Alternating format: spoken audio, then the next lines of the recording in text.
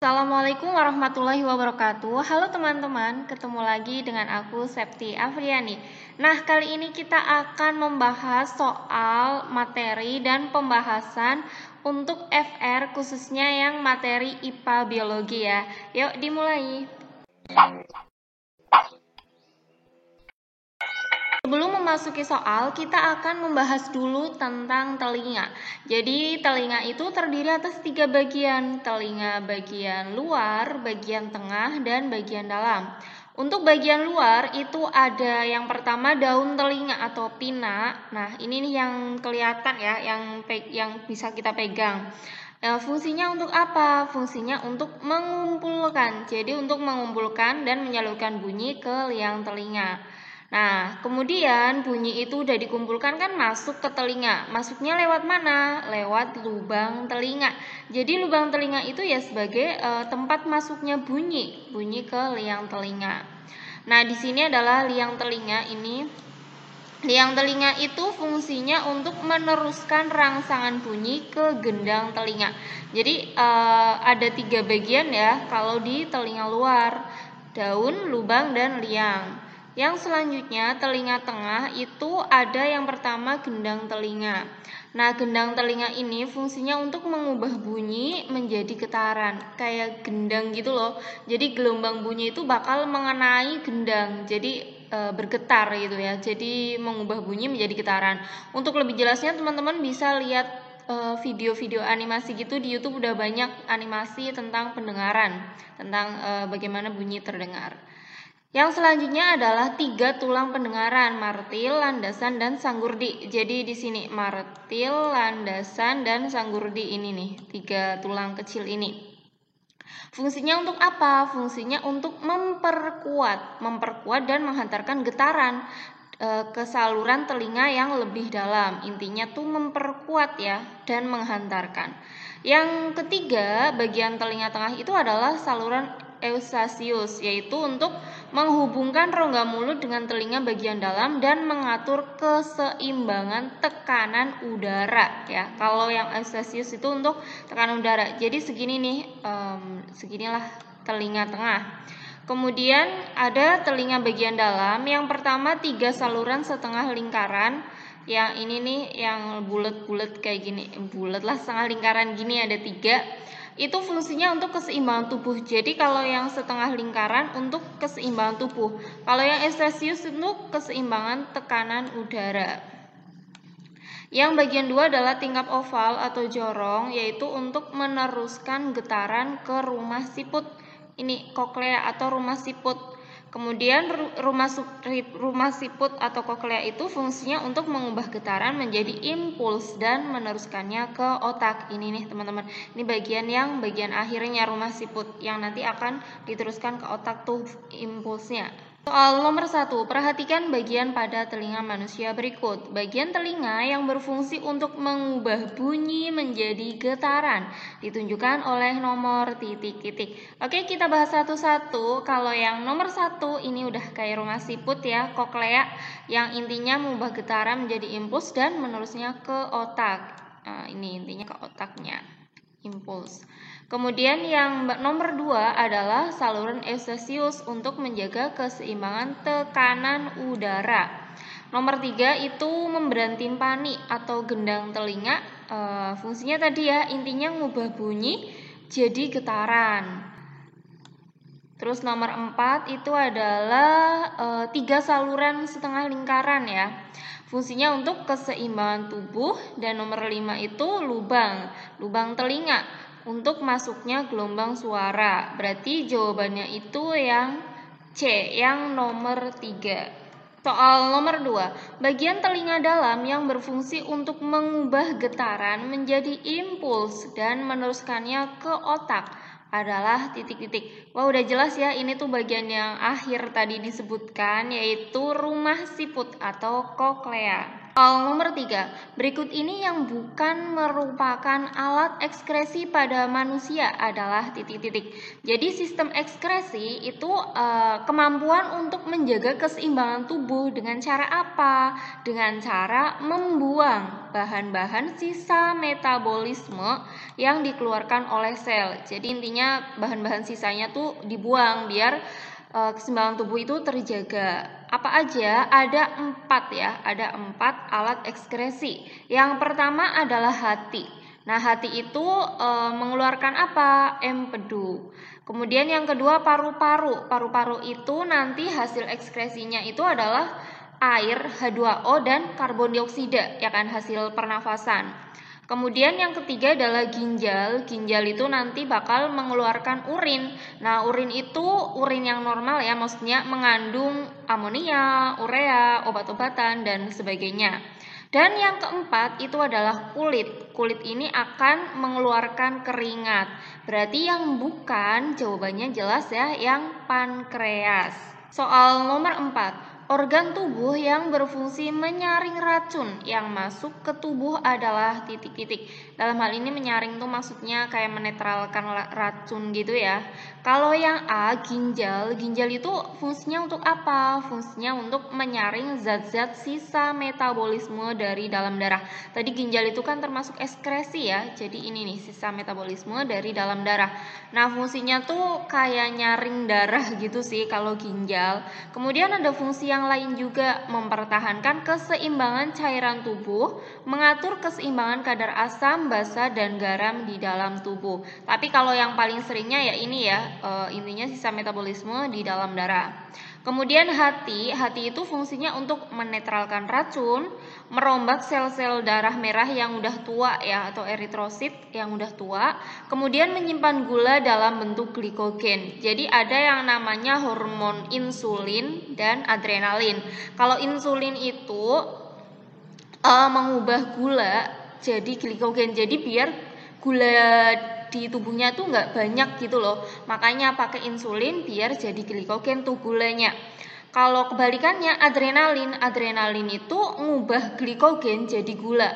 Jadi kalau misalnya kadar gulanya rendah kan butuh gula. Nah, maka si adrenalin bekerja untuk ngubah glikogen menjadi gula. Kebalikannya lah, insulin sama adrenalin tuh kebalikan. Kemudian yang C, kulit itu ya untuk indera peraba ya. Kemudian juga dia mengeluarkan keringat, ekskresi kan tadi, dan melindungi tubuh dari berbagai macam patogen atau organisme beracun. Paru-paru itu fungsinya mengeluarkan gas-gas sisa proses pernafasan, yaitu karbon dioksida dan air atau uap air. Dan empedu itu fungsinya memberi warna pada feses dan urin, membantu kinerja enzim lipase dalam mencerna lemak. Berarti di sini untuk yang tentang racun yang mana nih? Udah jelas jawabannya yang B, hati. Sebelum bahas yang selanjutnya, kita akan bahas dulu tentang kulit, karena waktu itu di FR ada kulit gitu kan ya. Nah, kulit itu terdiri atas 3 lapisan. Di sini ada epidermis, itu bagian paling atas, kemudian dermis, ini bagian yang tengahnya, dan bagian paling bawahnya adalah jaringan ikat bawah. Nih. Yang pertama kita bahas dulu tentang epidermis. Udah kelihatan ya, epidermis itu atau kulit ari terdiri atas 2 lapisan, yaitu lapisan tanduk dan lapisan malpighi. Jadi lapisan tanduk itu adalah intinya dia terdiri atas sel-sel yang mudah mengelupas. Jadi kalau biasanya di kulit kita kan ada yang mengelupas ya, nah itu adalah lapisan tanduk. Kemudian tidak mengandung pembuluh darah dan serabut saraf. Yang kedua adalah lapisan malpighi. Lapisan malpighi ini tersusun atas sel-sel yang hidup dan memiliki kemampuan untuk membelah diri. Terdapat pigmen yang menentukan warna kulit dan melindungi sel dari kerusakan akibat sinar matahari. Jadi kalau fungsinya epidermis apa? Fungsinya epidermis ya ini ya, karena epidermis terdiri atas ini nih, 2 lapisan tanduk dan malpighi. Ini aku bahas secara versi tingkat SMP-nya ya. Kalau nanti tingkat SMA-nya dan lebih detailnya, apalagi yang tingkat kuliah kan lebih detail lagi ya. Jadi masih lapisan itu terjelas apa banyak banget. Ini yang versi kelas SMP-nya. Kemudian dermis atau kulit jangat terdiri atas apa aja? Yang pertama, kelenjar sebase atau kelenjar minyak. Fungsinya untuk menghasilkan minyak. Yang bagian ini nih teman-teman, nah ini nih, ya ini adalah kelenjar minyak. Kemudian ada kelenjar keringat. Ini kelenjar keringat yang menghasilkan keringat nanti untuk mengatur suhu tubuh. Di sini kalau kita perhatikan kelenjar keringat itu bagian atasnya bakal sampai ke pori-pori ini nih, pori-pori kulit ya ini. Nah, jadi diurutin aja tuh kelenjar keringat yang kayak gini. Kemudian ada pembuluh darah. Pembuluh darah yang mengedarkan sari-sari makanan ya yang ada di dalam darah. Kemudian ada ujung-ujung saraf. Nah, ujung-ujung saraf itu ada macam-macam teman-teman. Ada yang kayak gini nih. Ini adalah ujung-ujung saraf. Yang bagian ini yang ini nih. Nah, ujung-ujung saraf itu sarafnya terdiri atas beberapa macam ya. Yang intinya Corpusca Pacini itu tekanan kuat, Ruffani tentang panas, Meissner itu rangsangan sentuhan, Krause itu dingin, dan lempeng Merkel itu sentuhan dan tekanan ringan. Nah, bagian akhirnya adalah jaringan ikat bawah.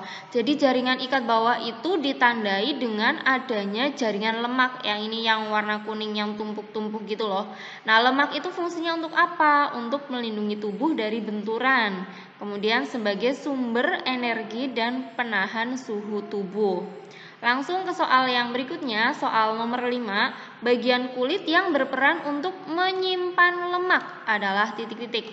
Wah, ini udah kelihatan ya bagian paling bawah ya tadi. Jadi jawabannya pasti yang mana nih? Yang ini ya, yang D. Kalau yang kulit ari fungsinya untuk memberi warna. Tadi ini tuh bagian yang malpighinya ya, melindungi jaringan di bawahnya dari sinar matahari. Iya jelas karena kulit ari atau epidermis itu kan bagian yang paling atas ya, otomatis ya melindungi yang bagian bawahnya. Ini masuk ke sini.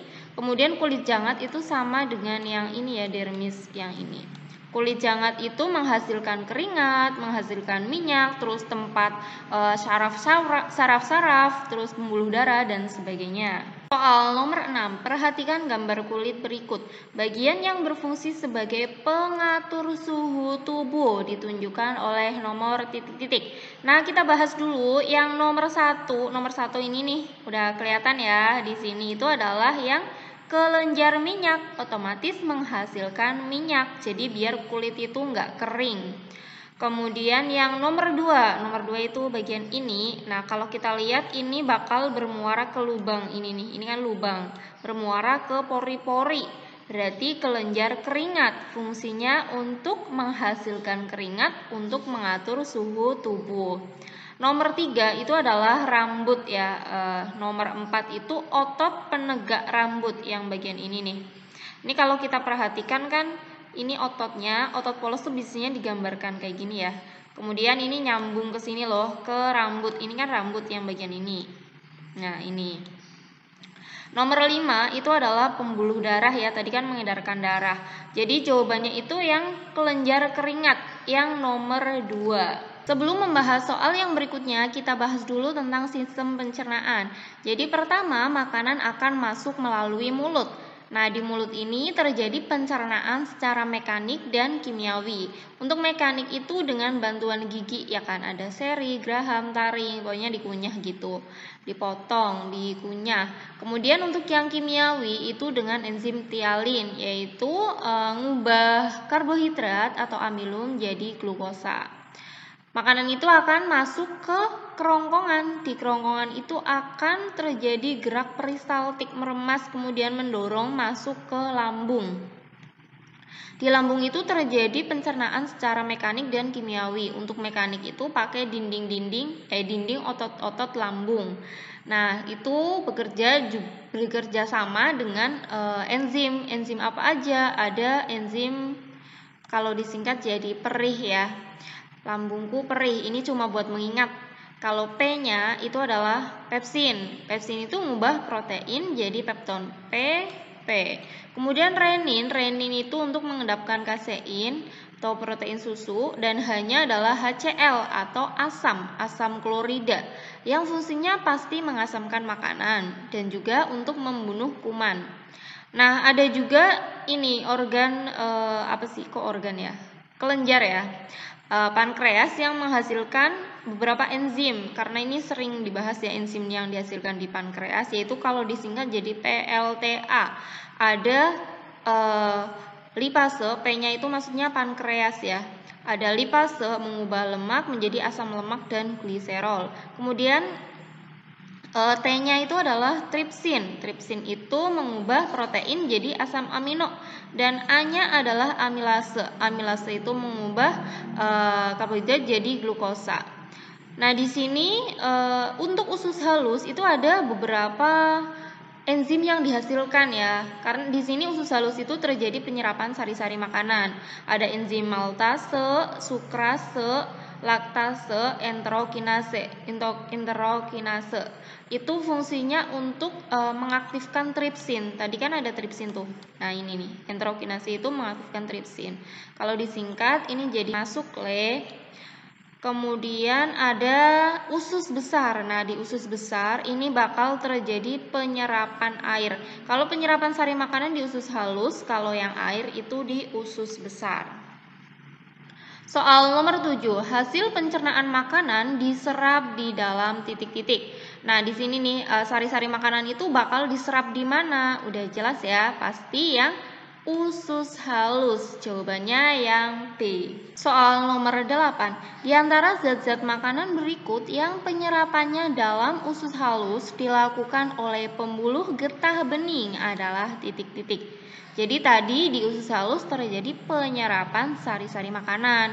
Nah, yang dilakukan oleh getah bening yang mana nih?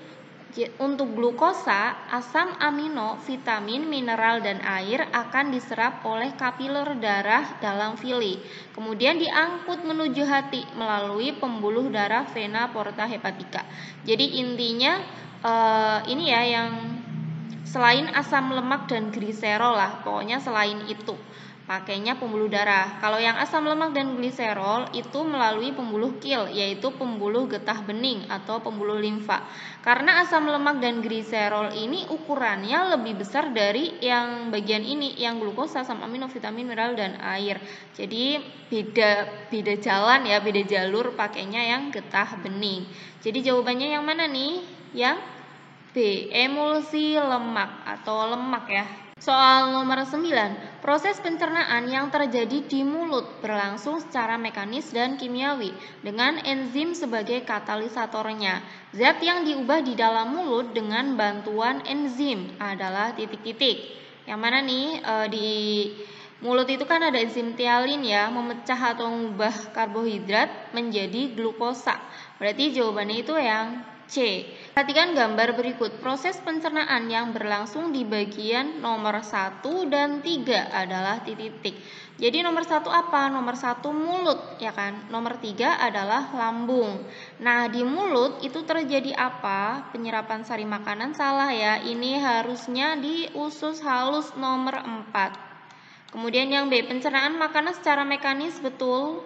Kalau yang ini pengasaman makanan sehingga dapat membunuh kuman yang berada di dalamnya. Betul ya, ini nomor 3 lambung. Berarti jawabannya yang B. Kalau yang C, pencernaan makanan secara mekanis betul, tapi pembusukan sisa makanan itu di nomor 5 usus besar. Kemudian penyerapan sari makanan di usus halus, ini harusnya nomor 4. Penyerapan air dalam sisa-sisa makanan itu di usus besar ya, nomor 5. Kemudian yang E, penyerapan sari makanan nomor 4. Soal nomor 11, pasangan yang tepat antara enzim, organ penghasil, dan fungsinya adalah titik-titik. Oke, yang A, renin. Renin itu dihasilkan oleh lambung. Mengubah protein jadi pepton? Salah. Kenapa? Karena ini harusnya kan yang pepsin, ya kan? Ini harusnya pepsin. Kemudian yang B, lipase itu dihasilkan pankreas, betul. Mengubah lemak menjadi asam lemak dan gliserol, ya betul. Jadi jawabannya yang B. Kalau yang C, enterokinase itu bukan di lambung tapi di usus halus. Mengaktifkan tripsin, ini betul.